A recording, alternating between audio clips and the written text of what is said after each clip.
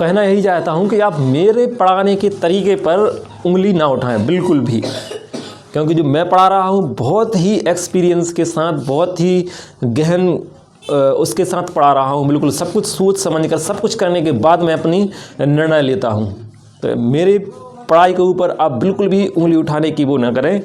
सभी माता पिता से बोल रहा हूँ, मैं किसी और से नहीं बोल रहा। जो मेरे यहाँ बच्चे पढ़ने आ रहे हैं उनके लिए जो मैं पढ़ा रहा हूँ वो आपके बच्चे के लिए बिल्कुल बेस्ट है, सबसे अच्छा है। देखो जो मेरे साथ पढ़ने वाले लोग हैं अभी उनको लिए भी इतना पता नहीं है कि क्या पढ़ना चाहिए और क्या नहीं पढ़ना चाहिए, बच्चों के लिए क्या सिखाना चाहिए क्या नहीं सिखाना चाहिए।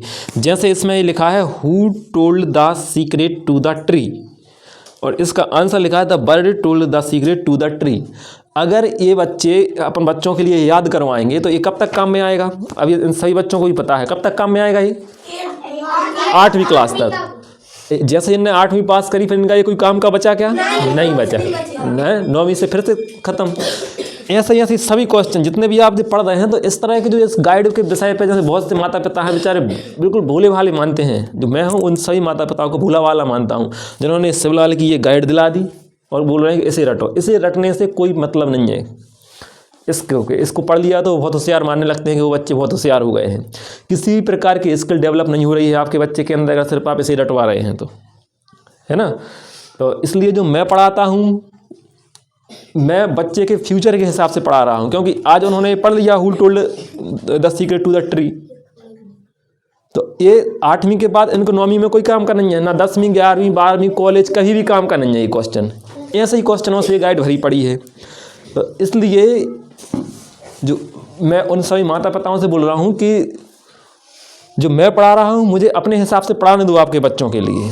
अगर इन लोगों से भीड़ से छट के अलग खड़ा करना है तो, अगर आप इस तरह से अगर आप रटवाना चाहते हैं तो आपके बच्चे भी उसी तरह से खड़े हो जाएंगे। जैसे आपने पूरे बच्चों को देख रहे होंगे कि आप 10वीं पास कर रहे हैं, 12वीं पास कर रहे हैं और कॉलेज पास कर रहे हैं, और उसके बाद फिर सिर्फ घूम रहे हैं, भटक रहे हैं, सिर्फ किसी कर्म के नहीं बचे हैं। वो 2000 की 4000 रुपया कमाने के लायक नहीं बन रहे हैं।